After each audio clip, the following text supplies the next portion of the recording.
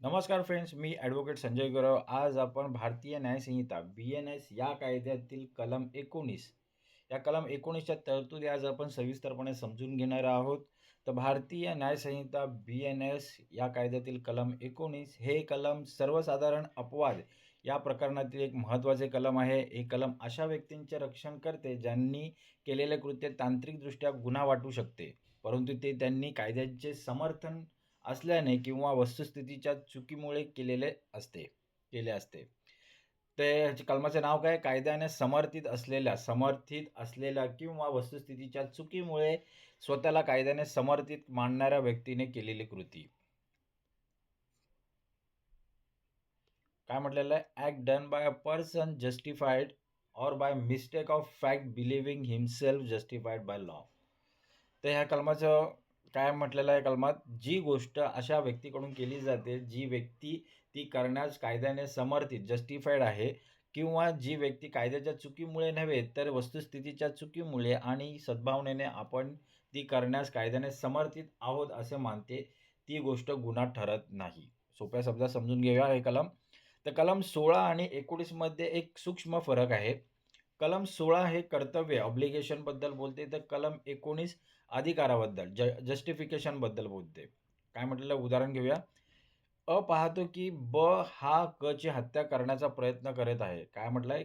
पाहतो की ब हा क ची हत्या करण्याचा प्रयत्न करत आहेत. आपल्या अधिकाराचा वापर करून ब ला पकडतो आणि पोलिसांच्या स्वाधीन करण्यासाठी त्याला एका खोलीत डांबून ठेवतो. जरी हा पोलीस नसला तरी त्याने केलेले कृत्य सदोष अवरोध हा गुन्हा नाही. त्याने केलेले कृत्य म्हणजे सदोष अवरोध हा गुन्हा नाही. कारण त्याने एका गुन्हेगाराला पकडण्यासाठी कायद्याने समर्थित कृत्य केलेले आहे. म्हणून तो हा गुन्हा ठरत हे कृत्य गुन्हा ठरत नाही. आता हे कलम का अस्तित्वात आलेलं आहे? हे कलम नागरी कर्तव्य पार पाडणाऱ्या सामान्य नागरिकांच्या संरक्षणासाठी आले आहे. जर एखाद्या व्यक्तीने समाजाच्या हितासाठी किंवा गुन्हा रोखण्यासाठी एखादे पाऊल उचलले, तर त्याला कायद्याने संरक्षण मिळणे गरजेचे आहे. अन्यथा कुणीही मदतीसाठी पुढे येणार नाही. म्हणून हे कलम अस्तित्वात आलेलं आहे. या कलमाचं महत्त्व आणि उद्दिष्ट काय? तर नागरी सहभाग, सामान्य जनतेला गुन्हे रोखण्यासाठी प्रोत्साहित करणे, सद्भावनेचे रक्षण ज्याचा हेतू सामाजिक सुरक्षा आहे, त्यांना गुन्हेगार ठरवण्यापासून वाचवणे.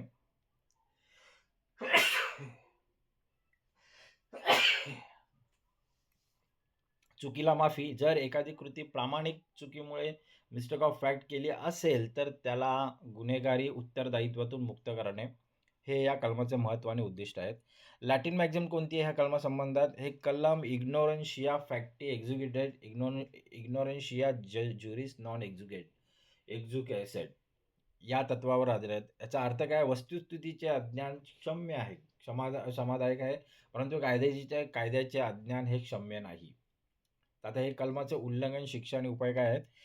हे कलम बचावात्मक डिफेन्सिव्ह आहे.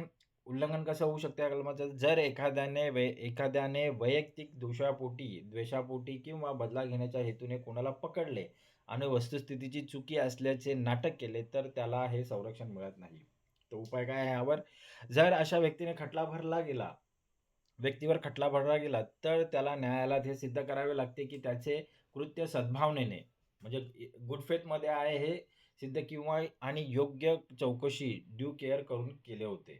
काय त्याला सिद्ध करावे लागेल की त्याने केलेलं कृत्य हे सद्भावनेने केलेलं आहे किंवा आणि योग्य चौकशी करून केलेलं आहे हे त्याला सिद्ध करावं लागेल. तर न्यायालयीन प्रकरण आणि निर्णय समजून घेऊया ह्या कलमासंबंधित. चिरंगी विरुद्ध राज्य या प्रसिद्ध खटल्यात एका पित्याने आपल्या मुलाला अनावधानाने वाघ समजून मारले. भ्रमाच्या स्थितीत मुलाला काय अनावधानाने वाघ समजून मारले भ्रमाच्या स्थितीमध्ये. न्यायालयाने त्याला कलम 19 जुन्या IPC कलम 79 अंतर्गत संरक्षण दिलं, कारण ती एक वस्तुस्थितीची चूक होती. केशव साहू विरुद्ध राज्य. न्यायालयाने स्पष्ट केले की सद्भावना हा या कलमाचा आत्मा आहे.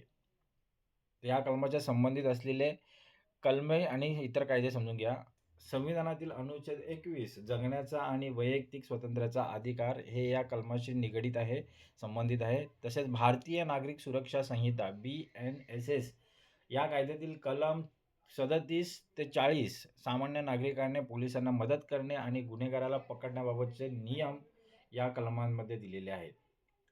तेही काही कलमे आणि इतर कायदे या कलमासंबंधित आहेत. कलमाची समीक्षा कशी करता येईल? कलम 19 हे समाजासाठी सुरक्षा झडप आहे, सेफ्टी व्हॉल्व्ह आहे.